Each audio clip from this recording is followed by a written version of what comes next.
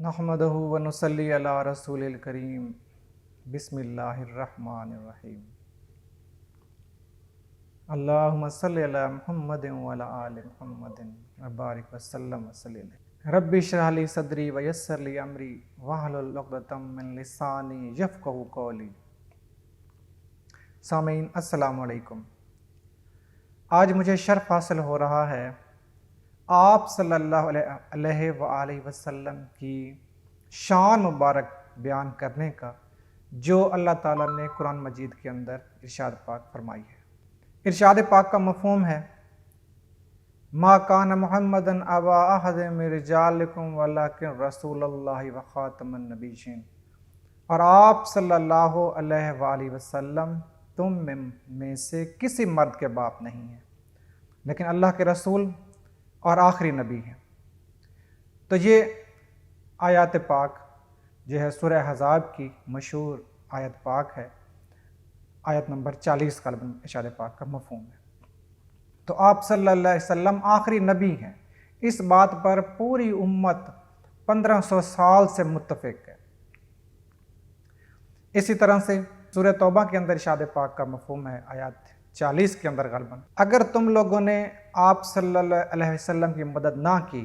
تو اللہ تعالیٰ تو آپ صلی اللہ علیہ وسلم کی مدد کر چکا ہے، تو اللہ تعالیٰ نے ان کی مدد فرما دی۔ اسی طرح سے ارشاد پاک کا مفہوم ہے کہ جب وہ کہہ رہے تھے اپنے ساتھی سے کہ خوف نہ کھاؤ، اللہ ہمارے ساتھ ہے، تو اللہ کا ساتھ آپ صلی اللہ علیہ وسلم کے ساتھ ہے۔ اسی طرح سے سورہ توبہ کے اندر ہی یہ سورہ توبہ کی آیات نمبر 40 تھیں۔ اسی طرح سورہ توبہ کے اندر ارشاد پاک کا مفہوم ہے کہ آپ صلی اللہ علیہ وسلم کی جو دعا ہے وہ تمہارے لیے تسکین کا باعث ہے، تو ہمارے لیے تسکین کا باعث ہے آپ صلی اللہ علیہ وسلم، سکونت، مسکنت، سکینہ کا باعث ہے۔ سورہ احزاب تو غالباً آپ صلی اللہ علیہ وسلم کی شان میں ہی جیسے اتری ہو، ان کی شان بیان کرنے کے لیے کہ سارا عرب امت آیا تھا مسلمانوں کا خاتمہ کرنے کے لیے سورہ احزاب، غزوہ احزاب، غزوہ خندق کے وقت 5 ہجری میں، اور آپ صلی اللہ علیہ وسلم کی شان بھی اللہ تعالیٰ نے اسی طرح بیان کیا کھل کر اس صورت کے اندر۔ ارشاد پاک کا مفہوم ہے کہ آپ صلی اللہ علیہ وسلم کا حق مومنوں پر ان کی جانوں سے بھی زیادہ ہے، اور ازواج مطہرات آپ مومنوں کی مائیں ہیں۔ اسی طرح سے پھر ارشاد پاک کا ایک اور جگہ مفہوم ہوتا ہے کہ جب اللہ اور اس کے رسول صلی اللہ علیہ وآلہ وسلم نے مومنوں کے بارے میں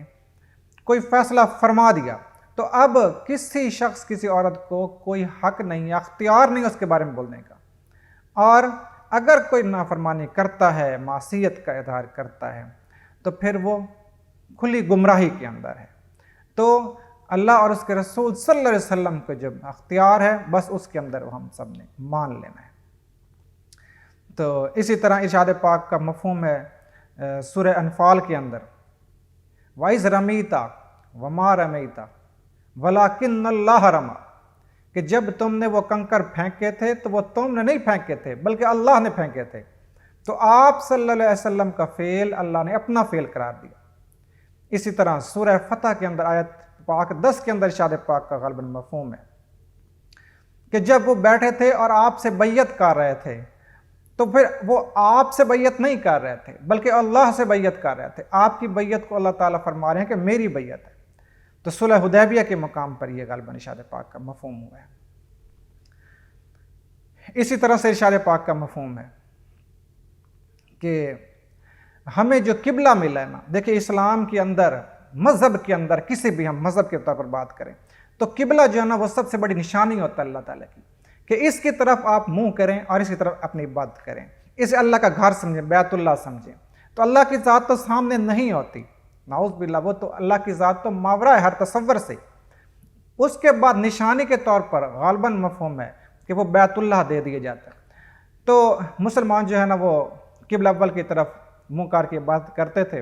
اور آپ صلی اللہ علیہ وسلم کی خواہش تھی کہ جس طرح سے میری شریعت جدا ہے، مجھے بلند مرتبہ دیا گیا، اسی طرح میرا قبلہ بھی الگ ہو، اور قبلہ موجود ہے جو حضرت ابراہیم علیہ السلام نے بنیاد رکھی تھی تقوی پر۔ تو اسی طرح سے مدینہ کے وہ کھڑے تھے مدینہ میں، اور نماز پڑھ رہے تھے، صحابہ کرام کی صفیں پیچھے لگی تھیں، تو اب مکہ جو ہے وہ جنوب کی سمت میں آتا ہے، نماز پڑھا رہے تھے اور بار بار اللہ کی طرف امید کر کے دیکھتے تھے کہ قبلہ مل جائے۔ تو اللہ تعالیٰ کے ارشاد پاک کا مفہوم ہوا، سورہ 164 نمبر غالباً آیت پاک کا مفہوم ہے، یہ ارشاد پاک کا مفہوم ہے سورہ بقرہ اور آیت نمبر 144 کے اندر، قَدْ نَرَا تَقَلُّبَ وَجْهَكَ فِي السَّمَاءِ فَلَنُوَلِّيَنَّكَ قِبْلَةً تَرْضَىٰ فَوَلِّ وَجْهَكَ شَطْرَ الْمَسْجِدِ الْحَرَامِ، کہ ہم آپ کا بار بار آسمان کی طرف نظریں اٹھا کر دیکھ رہے ہیں، ہم ان قریب ہم انشاءاللہ ہم آپ کو جو قبلہ آپ چاہتے دے دیں گے، آپ اسی طرف پھیر لیجئے اپنا منہ، شطر المسجد الحرام، آپ مسجد حرام کی طرف، خانہ کعبہ کی طرف اپنا رخ ہی پھیر لیجئے۔ تو کتنی پیاری آیتیں ہیں۔ اب عربی کا مفہوم ذہن میں رکھیں، اسے تھوڑی سی ہمیں پتہ ہونا چاہیے مفہوم کا، اور پھر ہم پڑھیں نا تو مزہ آتا ہے، اور بھی مزہ دوبالا ہو جائے گا کہ ہم آپ کا دیکھ رہے ہیں آسمان کی طرف امید لگا کر، ہم دے دیں گے، اچھا ادنا کی بات بھی نہیں کرتے، آپ ابھی تبدیل کر لیجئے۔ تو جماعت کے اندر ہی، نماز کے اندر ہی آپ صلی اللہ علیہ وسلم نماز پڑھا رہے تھے بیت المقدس کی طرف، کہ خانہ کعبہ تو جنوب میں ان کے پیچھے تھا، اور مدینہ جو ہے وہ مکہ سے شمال کی طرف ہے، اور مدینہ سے پھر آگے کی طرف وہ بیت المقدس ہے۔ تو شمال کی طرف منہ کر رہے تھے۔ دیکھیں سمجھیں، میں آپ کو بات سمجھانا چاہ رہا ہوں